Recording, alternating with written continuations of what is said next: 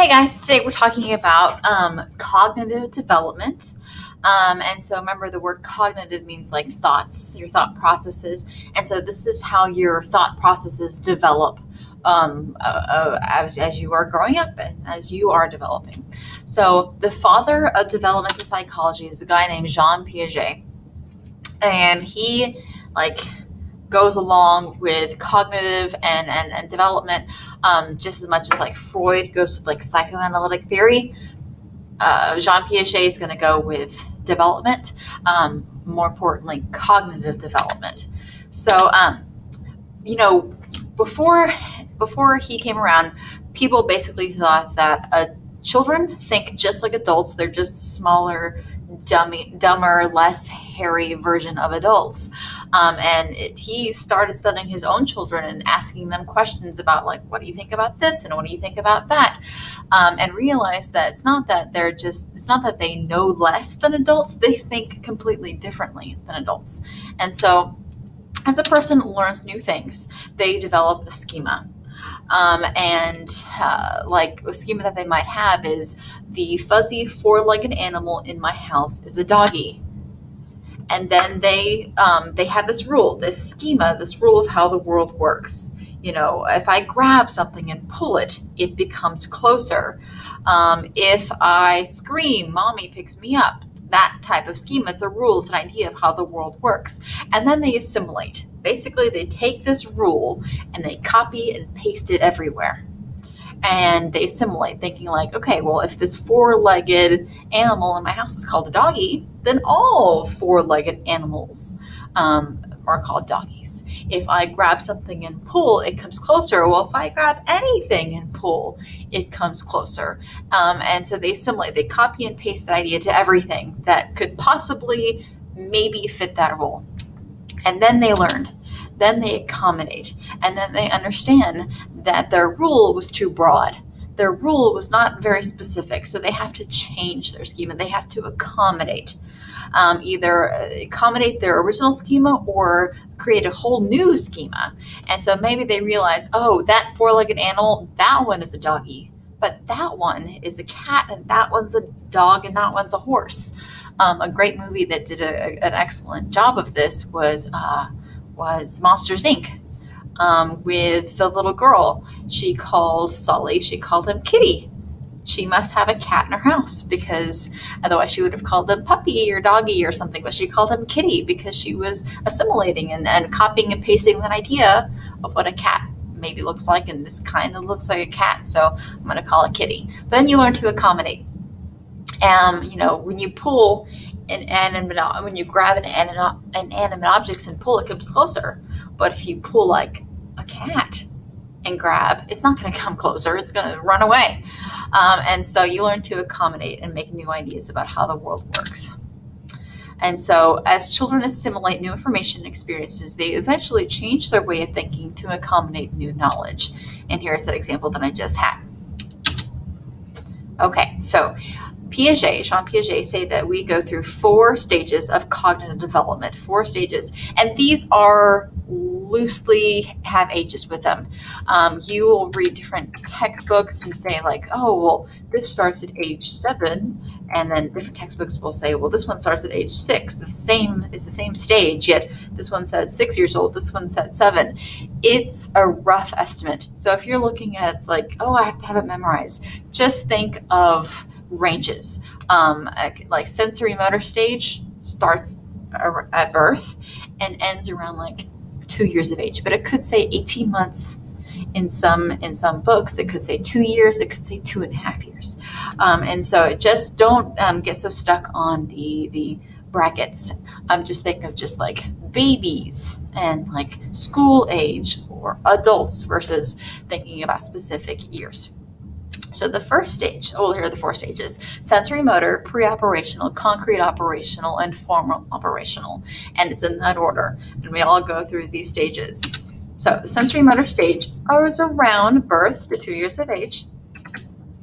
It's called sensorimotor because the child is learning about the world through their senses, primarily through sight and through taste. That's why they grab everything. So I guess touching as well, but they're not going to like, that's why it's very, very, you have to be very careful to give babies things that can be choking hazards, because they are going to be experiencing the world through their mouths. And so they're going to taste things, they're going to put things in their mouth, they're going to chew all over it, and they're going to grab things, grab everything, oh, knife, fun, and then they'll grab it because that's how they're experiencing the world. Sensorimotor, it's about the senses. They develop stranger anxiety at the end of the stage, not at the beginning. 3-month-old babies have no clue who's holding them. But around, 1.5, they're going to have some stranger danger.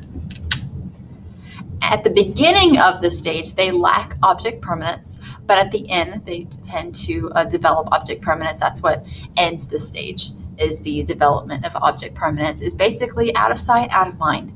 You see the picture of the child in front of you, is looking at the elephant, but as soon as you hide the elephant, it no longer exists. Babies will, at this stage, will not cry when mommy's not there, because mommy doesn't exist unless I see her. She literally disappears. But if when babies start to cry when mommy goes away, they're starting to understand that mommy is somewhere, and not with me, but she still exists and she's not with me. That's why they start to cry. They're understanding that objects are permanent. So preoperational stage is the next stage, and this is about 2 to 6 years old. So I want you to think of like toddler to like elementary school child is preoperational.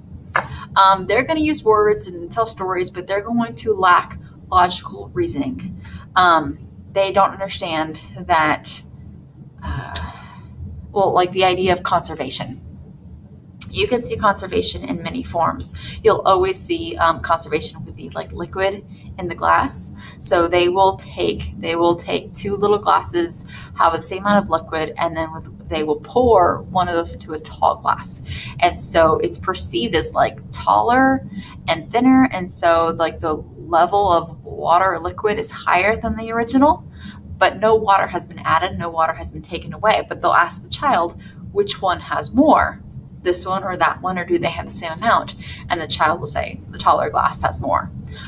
They will, children will focus on when it comes to like Christmas presents, like, little, 2 children one might have 4 presents, but the other one has 5, but the 4 presents are like much grander than the other kid's 5 presents. Doesn't matter. Like, they got 5, I got 5. So even if you put a pair of socks in a present so they each have 5, that's good. They would rather, I saw a cartoon once where, the kid said to the mom, can you cut my pizza up into many pieces? I'm really hungry, meaning like more pieces meant more pizza. And they don't understand that it's the same amount of pizza, it's just cut up into more pieces. They're very egocentric. That's not what you think it means. It means that they honestly cannot see it from another person's perspective. So if they're standing in front of the TV, blocking everyone else's view, they can't understand why you can't see, because they can see just fine. How could you not see? They don't understand a different point of view. So like if you had a sister, and you have a sister, and you're a boy, and you are 3 years old, and I say, do you have a sister? And you say yes, because you do have a sister. But I say, well, does she have a brother? Talking about you. She does have a brother, it's you. But if I say, hey, does she have a brother? Well, you don't have a brother, so she doesn't have a brother. You can't understand that your sister's brother is you. You're egocentric. You can't see from another person's perspective. And you also start to begin an idea of theory of mind, meaning you understand that other people have different mental states than you do. Like, you can be happy and other people can be sad at the same time. Just because you're happy doesn't mean everybody else is happy. I was at the park the other day, and a little boy ran up this, some grumpy teenagers were like walking around the park on their phones. Their parents just don't understand, I'm sure. And they were walking around, and the little 3-year-old kid came up to them and said, come play with us. And, his mom was like, oh, sweetie, they don't want to come play with us. And he goes, Why not? Everybody likes to play with cars. And he doesn't understand, like, I like to play with cars because he was like 3. I like to play with cars. Everyone likes to play with cars. Well, not necessarily. They don't understand that, like, people have different mental states, different personalities, different likes and dislikes than themselves. But they're starting to get this idea. At the end of preoperational stage, they're starting to understand conservation. They're starting to be less egocentric, and they're starting to have a better theory of mind. Concrete operational, 7 to 11 years old, so middle school, late elementary, middle school, something like that. They can finally think logically about concrete events. They can tell stories. They can use analogies. They can say, I'm hungry as a horse, but actually understanding, like, they're not a horse. And they finally understand conservation, which was fun before, because when they didn't understand conservation, I've even asked this to my son, like, what is more, 3 pennies or $1? Well, 3 pennies is more than $1, so 3 is more than 1. I understand. So the 3 pennies is more. But now they finally understand that conservation, the dollar is more than the 3 pennies. And they understand mathematical transformations, like if 2 plus 3 equals 5, then 5 minus 3 equals 2. And the last stage is the formal operational. This is 12 to adult. Finally, they can think about abstract reasoning. And they can do, they can do abstract concepts, and they can think like, well, what if we were to live to be 150 years old? What would that be like? If we only lived to be, 30 years old, what would that be like? If we lived on the moon, what would that be like? They can think abstractly about abstract concepts like, a utopian society or a dystopian society. They have potential for moral reasoning. We're going to talk about that later, which is, for the betterment of all.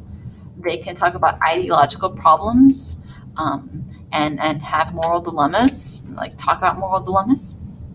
And so those are the 4 stages, and you need to understand what you can do and what you cannot do in each stage. So remember, the 4 stages were, once again, sensorimotor, pre-operational, concrete operational, and formal operational. You need to know which of them do you develop a theory of mind, which one do you lack the idea of conservation, which one do you have stranger anxiety, which one can you think abstractly. So you need to be able to understand the differences between those stages. And if I was to say, there's a 17-year-old, you could have a range of idea. If there's a 5-month-old, you understand what they can and cannot do in terms of cognitive processes. Okay, if you have any questions, we're going to be going over this in class and doing a little activity.